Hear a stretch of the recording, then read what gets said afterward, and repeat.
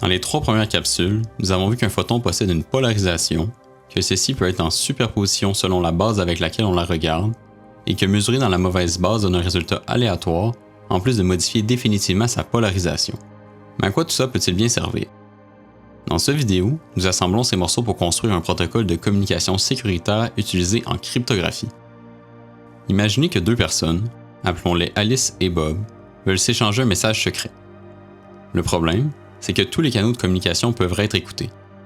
Heureusement, une solution à ce problème existe depuis longtemps, encoder leur message avec une clé secrète. Si Alice et Bob sont les 2 seuls à la connaître, ils peuvent l'utiliser pour rendre leur message complètement incompréhensible à quiconque ne la possède pas. Mais pour partager cette clé, il faut bien communiquer. Si un espion écoute pendant ce partage, alors la communication ne sera pas sécuritaire. En 1984, 2 chercheurs, Charles Bennett de IBM et Gilles Brassard de l'Université de Montréal, ont eu une idée: partager la clé secrète en utilisant les propriétés quantiques des photons. Leur protocole de communication porte leurs initiales et son année de naissance, BB84. Vous connaissez déjà les éléments essentiels: des photons polarisés ainsi que nos 2 paires de lunettes, soit la base verticale horizontale et la base diagonale antidiagonale. Il ne manque qu'un encodage, un bit, c'est-à-dire un 0 ou 1 caché dans la polarisation de chaque photon. Dans chaque base, une polarisation vaudra 0 et l'autre 1. Concrètement, verticale vaut 0, horizontale vaut 1, diagonale vaut 0 et antidiagonale vaut 1. La première étape appartient à Alice. Son objectif est d'encoder une séquence de bits complètement aléatoire pour former une clé. Pour chaque position de la clé, elle pige 2 choses, un bit ainsi qu'une base. Elle prépare ensuite un photon polarisé selon l'encodage et l'envoie à Bob. Par exemple, si elle a pigé le bit 1 et la base verticale horizontale, elle envoie un photon polarisé horizontalement. Bit 0 et la base diagonale antidiagonale, photon polarisé diagonalement. Elle répète l'opération, photon par photon, en pratique des milliers de fois, en notant tout dans son journal.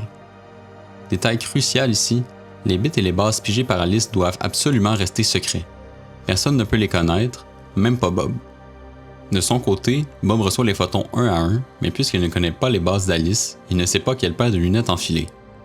Pour chaque photon, il pige donc une base au hasard et il mesure.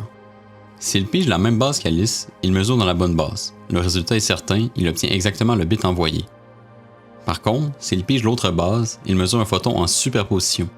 Le résultat de sa mesure est aléatoire, avec une chance sur 2 pour chacune des polarisations possibles. Et comme Bob pige au hasard, il tombe sur la bonne base environ une fois sur 2. À la fin de la transmission, le journal de Bob contient donc un mélange. Environ la moitié de ses bits sont fiables, alors que l'autre moitié ne vaut rien. C'est ici qu'arrive une étape astucieuse, le tamisage. Alice et Bob communiquent maintenant sur un canal public que tout le monde peut écouter. Aucune importance, ils comparent uniquement leur base et jamais leur bit. Annoncer, pour le 3e photon, j'ai utilisé la base diagonale antidiagonale, ne donne aucune information sur le bit. Pour chaque photon, ils vérifient donc s'ils ont utilisé la même base. Même base, ils gardent le bit, il est identique dans les 2 journaux. Base différente, ils le jettent, ce bit ne vaut rien. À la fin de ce tri, les 2 interlocuteurs possèdent exactement la même suite de bits, leur clé commune. Mission accomplie? Presque. Comment être certain que personne n'a intercepté, puis réémis les photons pendant la transmission? Ajoutons maintenant une espionne, Eve. Son plan est simple, intercepter chaque photon, le mesurer pour lire le bit, puis en renvoyer un à Bob pour passer inaperçu. Mais Eve fait face au même problème que Bob. Elle ne connaît pas les bases d'Alice et doit donc piger au hasard. Une fois sur 2, elle pige la bonne base, elle lit le bon bit et le photon ressort intact. Bob ne remarque rien dans ce cas. Par contre, une fois sur 2, elle mesure dans la mauvaise base. Son résultat est aléatoire et surtout, rappelez-vous la capsule 3, cette mesure modifie le photon. Celui qu'elle envoie à Bob n'est plus celui qu'Alice avait préparé. Cette perturbation trahit la présence d'Eve. Concentrons-nous sur les bits que le tamisage conserve, ceux où Alice et Bob ont utilisé la même base. Sans espion, Bob obtient toujours le bon bit. Par contre, avec Eve, une fois sur 2, il va recevoir un photon transformé. Bob le mesure dans sa base, qui est pourtant la bonne, mais le photon, lui, n'y est plus. Il est maintenant en superposition et le résultat de Bob est maintenant aléatoire. Une fois sur 2, il obtient le mauvais bit. une chance sur 2 qu'Eve soit dans la mauvaise base, fois une chance sur 2 que Bob obtienne un mauvais résultat, une chance sur 4. En espionnant, Eve introduit des erreurs sur environ 25% des bits de la clé. Pour démasquer Eve, Alice et Bob sacrifient une partie de leurs bits. Ils les annoncent publiquement et les comparent. Ces bits-là sont compromis et sont dits brûlés. Ils ne font plus partie de la clé. Si tous les bits comparés sont identiques, le canal de communication était sûr et les bits restants deviennent la clé secrète. Si des différences apparaissent, quelqu'un a écouté. Alice et Bob jettent tout et recommencent le protocole.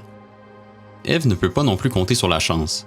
Chaque bit comparé a 3 chances sur 4 de sembler normal, soit 75%, mais plus Alice et Bob en comparent, plus les chances d'Eve de passer inaperçue chutent vers 0. En fait, en comparant seulement 20 bits, il reste moins de 1% de chance qu'aucune erreur n'apparaisse.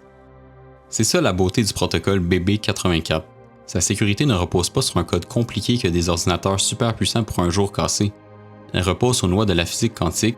On ne peut pas mesurer un photon sans risquer de le perturber. Pour espionner, Eve n'a pas le choix, elle doit mesurer, ce qui laisse des traces.